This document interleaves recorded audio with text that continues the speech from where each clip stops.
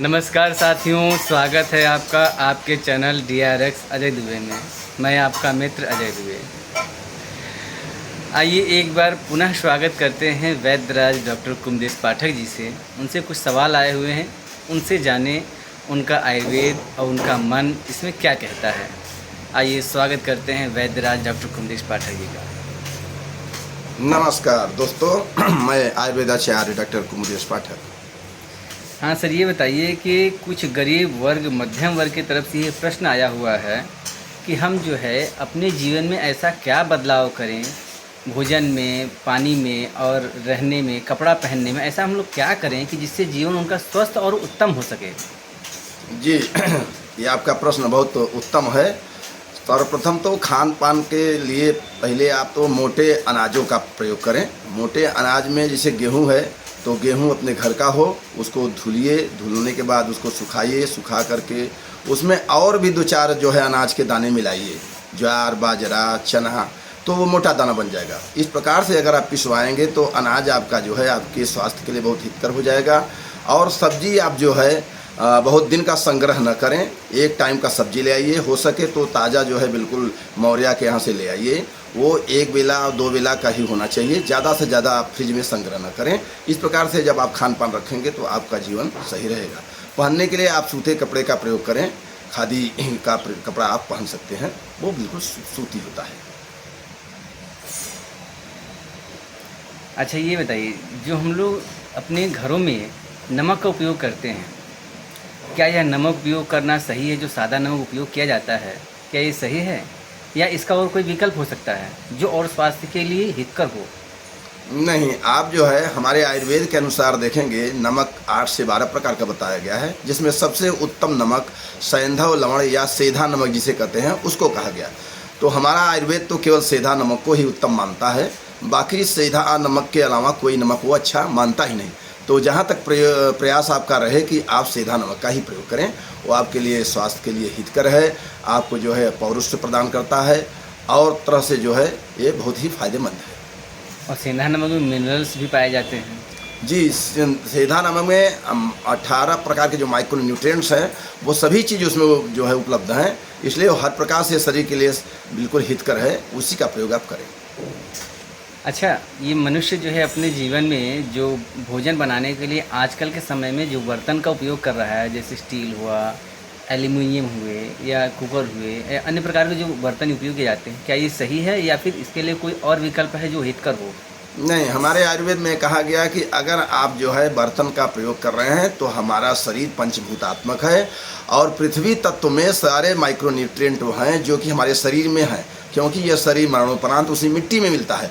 तो मिट्टी से बने हुए बर्तन में अगर हम खाना बनाएंगे, मिट्टी का कुकर उपलब्ध हो जाए, मिट्टी के सारे बर्तन हो जाएं, तो उसमें अगर खाना पकेगा तो जो भी दाल बनेगा, चावल बनेगा, उसमें 18 के 18 माइक्रोन्यूट्रिएंट सबके सब रहेंगे, कोई ख़राब नहीं होंगे।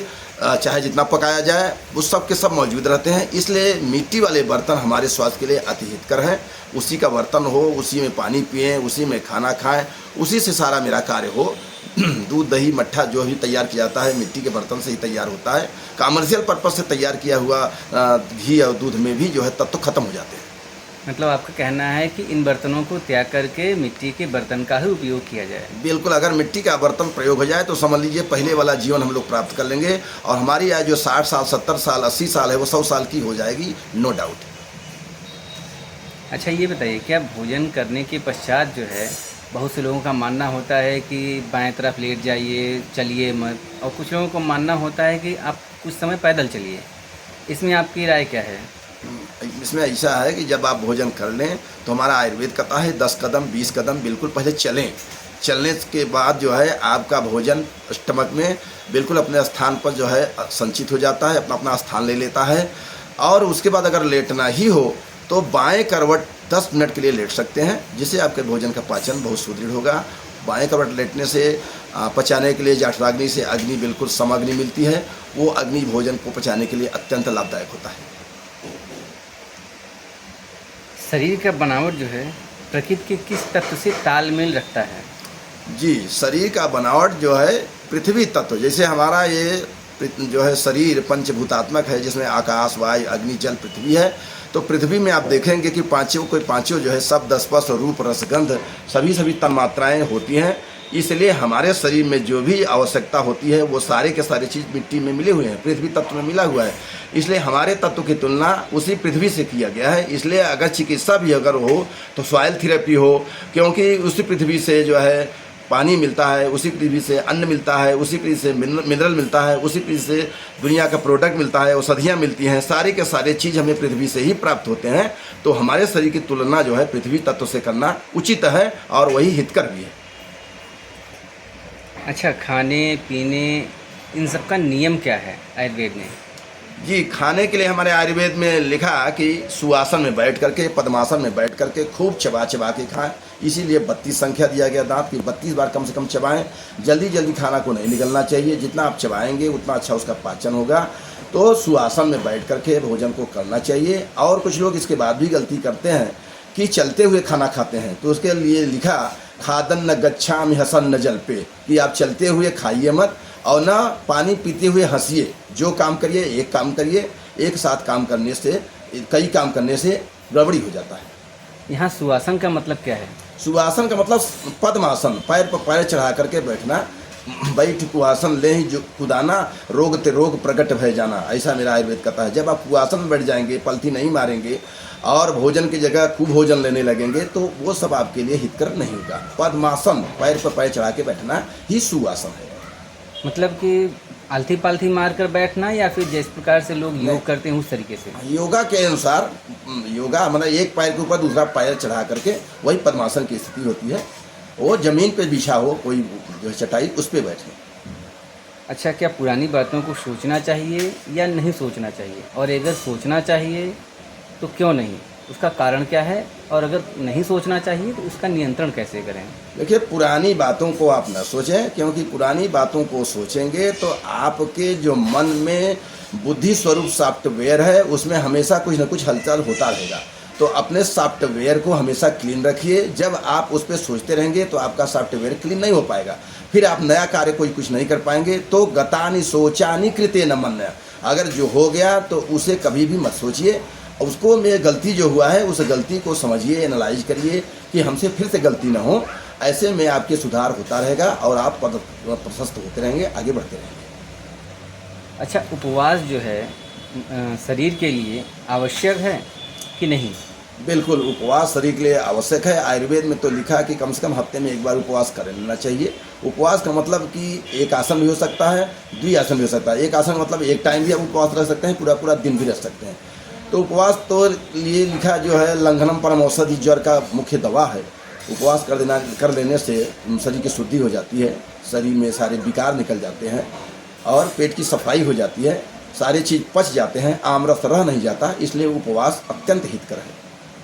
क्या शुगर के मरीजों को जो है उपवास करना उनके लिए हितकर होगा या अहितकर है? वो उपवास करें पर लिक्विड डाइट लेते रहें, क्योंकि लिक्विड डाइट से उनको किसी प्रकार का हानि नहीं होगा। वो सॉलिड चीज़ों को बिल्कुल न खाएं, इसीलिए उनके लिए उपवास के लिए लिक्विड डाइट देने के लिए कहा गया है आयुर्वेद में। अच्छा वैद्य जी, ये बताइए कि जो पुरानी वीडियो बन रही है, हम लोगों की पिछले 2 वीडियो बन चुकी है, उसमें कुछ लोगों का थोड़ा सा कमेंट आ रहा है, उसमें आपका और क्या कहना है, उसमें स्पष्टीकरण? जी, हम जो भी आपके समक्ष वीडियो प्रस्तुत कर रहे हों आयुर्वेदिक है और मेडिकल साइंस से रिलेटेड है। बिल्कुल मेडिकल साइंस में खुल्लम खुल्ला सारी चीज़ों को बताया जाता है। प्रैक्टिकल भी खुल्लम खुल्ला होता है, चाहे छात्र हों चाहे छात्राएं हों। वो कैडवर का जो है परीक्षण बिल्कुल नंगे शरीर पर करते हैं। तो हम तो वक्तव्य आपको दे रहे हैं, किसी चीज़ को किसी और चीज़ से रिलेट न करें। हमारे कहने का मतलब जिस वीडियो में है कि स्थिति परिस्थिति को देखते हुए वो सामंजस्य बैठा सकते हैं। जैसे किसी औरत की जो है, किसी औरत या पुरुष की बात अगर कही जाए तो जिस पुरुष की स्त्री मर गई हो, अल्पायु में शादी हुआ तुरंत ही मर गई हो, तो उस स्थिति में आप जो है वहाँ सामंजस्य बैठा सकते हैं। तो गरीब बाला भी आ सकती है, धनाढ्य तरुणी भी आ सकती है और गरीब जो है प्रौढ़ा भी आ सकती है। हमारे कहने का मतलब यही है। हमारे कहने का मतलब है कि अगर उस स्त्री दूसरी है भी उसके साथ और उससे बच्चे नहीं पैदा हो रहे हैं तो उस स्त्री के सामंजस्य से वो उस प्रकार की शादी कर सकता है। तो मैंने उस प्रकार का श्लोक बोला है कि निदाक सरदोर वाला हिदा विषयणीमता तरुणी 30 समय प्रौढ़ा वर्षा वसंत आयो। तो किसी चीज़ को किसी चीज़ से रिलेट गलत न करें, उसको जो है अपने इंद्रिय को जितेंद्रिय बना करके आप आयुर्वेद पढ़ रहे हैं, आप मेडिकल साइंस पढ़ रहे हैं फ्री में, करोड़ों का ज्ञान फ्री में पा रहे हैं, तो उसको गलत रिलेट न करें। धन्यवाद मित्रों, मैं आयुर्वेदाचार्य डॉक्टर कुमदेश पाठक। अगर किसी प्रकार का कमेंट करना हो तो हमारे कमेंट बॉक्स में आप कमेंट कर सकते हैं। साथियों, आपका चैनल है DRX अजय दुबे, इसे ज़्यादा से ज़्यादा शेयर करें, कमेंट करना। अगर कोई प्रश्न हो आपको तो कमेंट बॉक्स में आकर के पूछ सकते हैं।